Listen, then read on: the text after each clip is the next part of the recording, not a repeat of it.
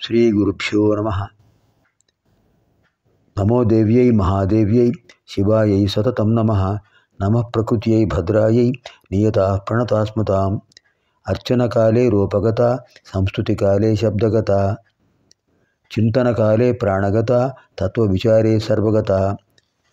అర్చించేటప్పుడు అమ్మవారు ఒక రూపం సంతరించుకుంటారు. స్తోత్రం చేసేటప్పుడు అమ్మవారు ప్రతి అక్షరంలోనూ ప్రతి శబ్దంలోనూ ఉంటారు. చింతనకాలే నామజపం మానసికంగా అమ్మవారి నామాన్ని మా మనసులో కళ్ళు మూసుకుని అమ్మవారి నామాన్ని జపం చేస్తుంటే ప్రాణశక్తిలో ఉంటారు.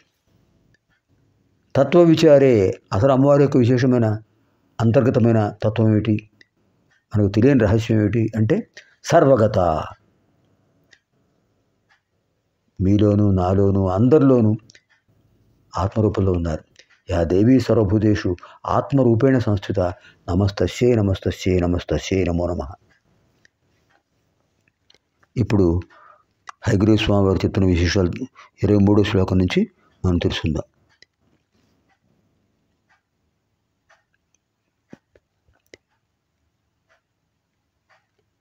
ఇరవై 21 వరకు అయ్యాయి. ఇప్పుడు 22వ శ్లోకం నుంచి ప్రారంభం. సద్య ఇది బ్రహ్మాండ పురాణ అంతర్గత శ్రీ లలితా రహస్యనామ స్తోత్ర పూర్వపీఠిక. మనకు 21 శ్లోకాలు అయ్యాయి. 22 నుంచి ప్రారంభం చేస్తున్నాం. సద్య ప్రసాదం కురుతే తస్య సింహాసనేశ్వరి చక్రాధిరాజమభ్యర్చ్య జప్త్వా పంచదశాక్షరీ. సద్య ప్రసాదం కురుతే తస్య సింహాసనేశ్వరి. శ్రీమాత శ్రీమత్ సింహాసనేశ్వరి అమ్మవారు సద్య ప్రసాదం కురితే వెంటనే అనుగ్రహం కల్పిస్తారు. ప్రసాదం అంటే అనుగ్రహం. అనుగ్రహం కలిగిస్తారు. ఎవరికి? బిరదళాలతో, పద్మాలతో, తులసి దళాలతో, కదంబ పుష్పాలతో శ్రీచక్రాన్ని అర్చించేవాళ్లకు. అంతేకాదు చక్రాధిరాజం అభ్యర్చ్య జప్త్వా పంచదశాక్షరీ. శ్రీచక్రాన్ని ఎవరైతే అర్చిస్తారో అలాగే పంచదశాక్షరి తెలుసుకో మనకు త్రిశీతులు తెలుసుకున్నాం కదా. పంచదశాక్షరి వాగ్భవగూటం, కామరాజగూటం, శక్తిగూటం. ఎక్కడివండి? లలితా సహస్రనామంలోనే కనిపిస్తున్నాయా? ఎక్కడా లేవా? ఉన్నాయి. త్రిపురోపనిషత్తు, త్రిపుర తాపింజోపనిషత్తు, దేవీపనిషత్తు, బహురుచోపనిషత్తు, భావనోపనిషత్తు, సరస్వతి రహస్యోపనిషత్తు, సీతోపనిషత్తు, సౌభాగ్యలక్ష్మి ఉపనిషత్తు. 8 ఉపనిషత్తుల్లో ఉన్న విశేషాలు మనకు హయగ్రీవ స్వామి వారు చెప్తున్నారు ఇక్కడ.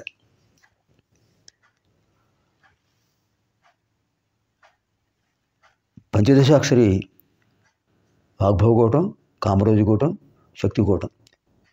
ఆ 15 బీజాక్షరాలను కూడా స్మరిస్తూ ఉండాలి, జపం చేసుకుంటూ ఉండాలి, అమ్మవారిని సేవిస్తూ ఉండాలి. జపాంతే కీర్తయే నిత్యం ఇదం నామ సహస్రకం. జపపూజాతి అశక్తశ్చేత్ పఠే నామ సహస్రకం. మహర్షులు మనకు అనేక సులభమైన మార్గాలు చెప్పారు. శ్రీచక్రాన్ని అర్చించండి, శ్రీ విద్యోపాసన చేయండి, లేదండి మాకు కష్టం అవుతుందండి చేయలేం అంటే సహస్రనామం వినండి అయ్యా అంటున్నారు. ఇప్పుడు సహస్రనామం చదవండి, అదే శ్రీచక్రార్చన, అదే పంచదశాక్షరి జపం, అదే చెప్తున్నారు. జపాంతే కీర్తయే నిత్యం ఇదం నామ సహస్రకం. జపపూజాది అశక్తశ్చేత్ పఠే నామ సహస్రకం. జపం అయిపోయిన తర్వాత, మంత్రజపం అయిన తర్వాత నామసహస్రం చదవండి. జపాలు పూజలు మేము చేయలేము అనుకుంటారు. అప్పుడేం చేయాలి? జప పూజాది అశక్తశ్చేత్. జపాలు చేయలేము, పూజలు చేయలేము, ఆ శక్తి లేదు అనుకుంటే పఠే నామ సహస్రకం. నామసహస్రం పఠేత్. సహస్రనామం చదవండి. సహస్రనామం చదవలేరా? అది కూడా చదవలేమంటే అది దౌర్భాగ్యమే. ఎంత సులభమైన మార్గం చెప్పారు.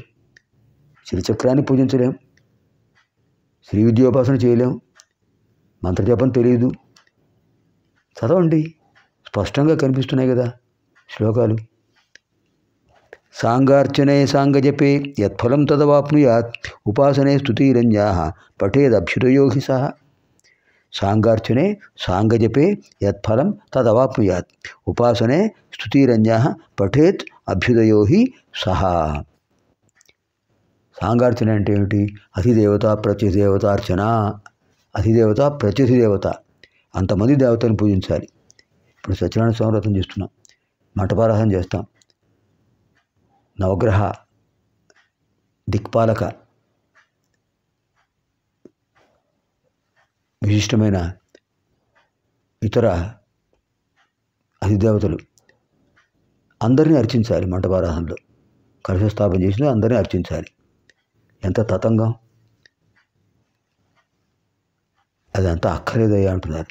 సాంగార్చనే సాంగోపాంగంగా అర్చన చేసిన, సాంగజపే అంగజప అంటే అంగన్యాస కరన్యాసాలతో జపించేయడం. ఇవన్నీ చేస్తే ఫలం తదవాప్నుయాత్, ఏ ఫలం వస్తుందో ఆ ఫలితం వస్తుంది సహస్రనామాలు చదవటం వల్ల. అంగన్యాసాలక్కర్లా, కరన్యాసాలక్కర్లా, హాయిగా కూర్చుని సస్వరంగా సుస్వరంగా ఎక్కడెక్కడ ఆపాలి అలా ఆ శ్లోకాలు చదివితే చాలు, ఆ ఫలితం వస్తుందంటున్నారు కదా హయగ్రీస్వామి వారు. ఉపాసనే స్తుతిరంజాః పఠేదభ్యుదయో హి సహ. అంచేత అమ్మవారిని ఉపాసించడంలో ఎన్నో మార్గాలు ఉన్నాయి. అవన్నీ తెలియకపోయినా ఇది చదివితే చాలు. ఇదం నామ సహస్రం తు కీర్తయేద్ నిత్యకర్మవతు చక్రరాజార్చనం దేవ్యాః జపో నామ్నాం చ కీర్తనం. భక్తస్య కృత్యమేతావత్ అన్యదభ్యుదయం విదుః భక్తస్యావశ్యకమిదం నామ సహస్ర కీర్తనం. ఎంత బాగా చెప్పారండి, సులభమైన మార్గం. ఇదం నామ సహస్రంతో కీర్తయేద్ నిత్యకర్మవతు. మీరు నిత్య పూజ ఎలా చేస్తారో గృహస్థులు ఏం చేయాలండి? నిత్య పూజ చేయాలి. ప్రతిరోజు స్నాన సంధ్యావందనాలు పూర్తి చేసుకుని దీపారాధన చేసి ఇష్టదైవాన్ని పూజించాలి. అలా గృహిణులు కూడా స్నానం చేసి బొట్టు పెట్టుకుని కాళ్ళకు పసుపు రాసుకుని దీపారాధన చేసి అమ్మవారిని జపించాలి, శ్రీచక్రాన్ని అర్చించాలి, శ్రీ విద్యోపాసకులై ఉండాలి. ఇది నిత్యకర్మగా భావించాలి. ఇవన్నీ చేయలేము, సహస్రనామం చదవండి అది చెప్పారు ఇక్కడ. ఇదం నామ సహస్రంతో కీర్తయే నిత్యకర్మవత్తు. నిత్య పూజ ఎలా చేస్తారో అలా నిత్యం సహస్రనామం చదవండి, ఆ ఫలితం వస్తుంది కదా. భక్తస్య కృత్యమే తావత్ అన్యదభ్యుదయం విదుః భక్తస్యావశ్యకమిదం నామ సహస్ర కీర్తనం. భక్తస్య కృత్యమే తావత్, ఇదంతా భక్తుడి యొక్క కర్తవ్యం. చేస్తే చేస్తాను లేకపోతే అనుకోకూడదు, కర్తవ్యం, ధర్మం. భక్తస్యావశ్యకమిదం నామ సహస్ర కీర్తనం. అంటే ప్రతి భక్తుడు కూడా, అమ్మవారిపై భక్తి ఉన్న ప్రతివాడు కూడా నామ సహస్రాన్ని కీర్తించాలి. అది వాడి కర్తవ్యం, వాడి ధర్మం. అప్పుడే అమ్మవారి అనుగ్రహం కలుగుతుంది. అమ్మవారి అనుగ్రహం కలిగితే గ్రహదోషాలు ఏవి ఉండవు. అక్కడ వాళ్ళ కుటుంబానికి, ఆ ఇంట్లో ఉన్న వాళ్ళకి, ఆ ఇంట్లో పనిచేస్తున్న వాళ్ళకి, ఆ ఇంటి చుట్టూ ఉన్న వాళ్ళకి అందరికీ అమ్మవారి దివ్య అనుగ్రహం కలుగుతుంది. అది ఇక్కడ విశేషం చెప్పారు. దీంతో మనకు 26 శ్లోకాలు ఉన్నాయి.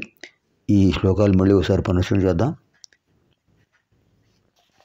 హయగ్రీవ స్వామి వారు చెప్పిన శ్లోకాలు 11వ శ్లోకం నుంచి పునశ్చరణ చేద్దాం. సూత ఉవాచ ఇది పృష్టో హయగ్రీవో మునినా కుంభజన్మనా ప్రహృష్టో వచనం ప్రాహ తాపసం కుంభ సంభవం. శ్రీ హయగ్రీవ ఉవాచ లోపాముద్రాపతేగశ్చ సావధానమనాశృణు నామ్నాం సహస్రం యన్నోక్తం కారణం తద్వదామి తే రహస్యమితి మత్వాహం నోక్తవాంస్తేన చాన్యథా పునశ్చ పృచ్ఛతే భక్త్యా తస్మాత్ తత్తే వదామ్యహం. పుర్యాచ్ఛిష్యాయ భక్తాయ రహస్యమపి దేశికః భవదాన ప్రదేయం స్యాత్ అభక్తాయ కదాచన నచఠాయ న దుష్టాయ నా విశ్వాసాయ కర్హిచిత్. నమా శ్రీమాతృభక్తియుక్తాయ శ్రీవిద్యారాజవేదినే ఉపాసకాయ శుద్ధాయ దేయం నామ సహస్రకం. యాని నామ సహస్రాణి సద్యసిద్ధిప్రదాని వై. తంత్రేషు లలితాదేవ్యాః తేషు ముఖ్యమిదం మునే శ్రీవిద్యైవ తు మంత్రాణాం తత్ర కాదిర్యథాపరా.